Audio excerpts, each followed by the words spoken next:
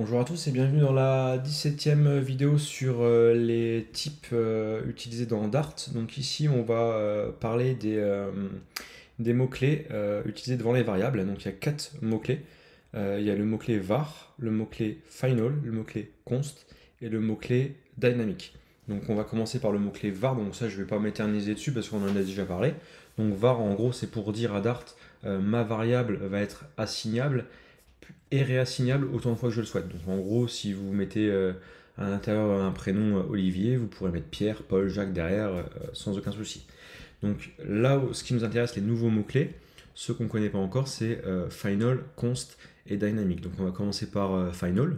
Donc ici, je crée une variable qui s'appelle Olivier et je dis en gros avec final à Dart, cette variable ne doit jamais être réassignée.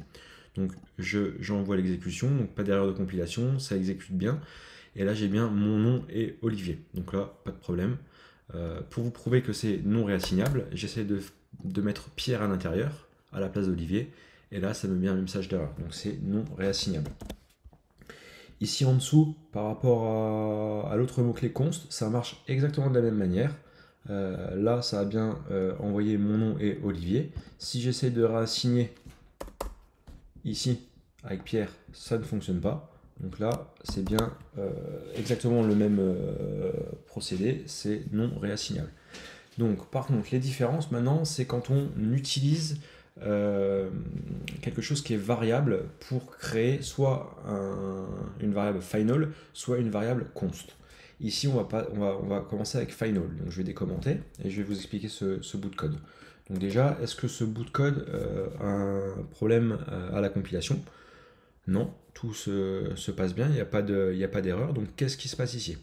Donc on crée une variable varTitle, on assigne flutterPower à l'intérieur, une string, et ensuite on crée une deuxième variable. Mais cette fois-ci, on veut une variable final, donc on y met le mot-clé devant pour faire en sorte que Dart comprenne que c'est non réassignable. Par contre, ici, on utilise quelque chose qui est variable, donc on y met varTitle et on utilise une méthode. Donc ici, avec final, aucun problème à la compilation ni à l'exécution. Je vais vous le prouver. Donc on va printer, on va imprimer la variable final. On exécute et voilà, en fait, on voulait passer en majuscule ce titre-là et ça a bien passé en majuscule. Donc là, pas de problème, final, c'est bien non modifiable. Donc je vais recommencer et on va faire la même chose avec const. Ici, on décommente. Voilà. Et là, direct à la compilation, il y a une erreur. Parce qu'en fait, avec Dart, const, ça doit être constant, ça doit être fixe, ça doit être non variable dès l'étape de compilation. Donc ici, vous avez un message d'erreur direct. En gros, c'est la subtilité avec Dart. Const, c'est vraiment constant dès la compilation. C'est la grosse différence entre final et const. Donc je recommente. Et là, le petit contre-exemple qui va bien, ici, vous voyez qu'en utilisant des consts, ici, Dart est assez malin en fait pour créer une troisième constante, num3, calculer la valeur et l'imprimer. Donc ici, ça sort bien 3. Donc là, c'est le petit contre-exemple que je voulais vous montrer pour vous montrer que même à la compilation, ça peut, avec des constantes, ça peut passer. Donc ici, on a, on va dire, le mot-clé du plus performant au moins performant. Donc les bonnes pratiques. D'ailleurs, en fait, les compilateurs vont vous le rappeler souvent. Dès que vous avez la possibilité d'utiliser const, utilisez const. C'est le plus performant. Ensuite, final. Et ensuite, si vraiment vous n'avez pas la possibilité d'utiliser ni const ni final, vous utilisez var. Voilà, donc en fait, votre code sera de plus en plus performant. Plus vous utiliserez de constante, de const ou de final, plus ce sera performant. Donc la performance, quand on utilise une fois ou deux const ou final, c'est pas, il n'y a pas une grosse différence. Par contre, en fait, quand vous avez un énorme développement, vous avez énormément de pages, énormément de variables, la différence se fait sentir. Donc n'hésitez pas à utiliser ces mots-clés-là.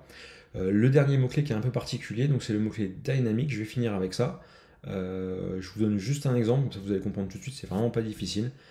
C'est à ne pas utiliser, hein, ça s'utilise avec les fichiers JSON souvent, mais il faut vraiment l'utiliser si vraiment vous savez ce que vous faites. En fait, ce mot-clé-là, dynamique, permet en gros de changer carrément le type de la variable. Si par exemple ma variable, je la mets en dynamique ici, vous voyez, je mets un type int, c'est le 10, le chiffre 10. Derrière, je veux réattribuer une autre valeur, je veux remettre quelque chose, réassigner quelque chose, et là je remets un booléen. Et est-ce que ça marche? Bah là, oui, ça marche aussi dynamique. Et vous voyez qu'en fait, quand j'imprime ma variable, et ben c'est bien sur true. Voilà, donc ça, vraiment à utiliser avec parcimonie, ou vraiment si vous savez ce que vous faites. Voilà, et bah à bientôt dans la prochaine vidéo.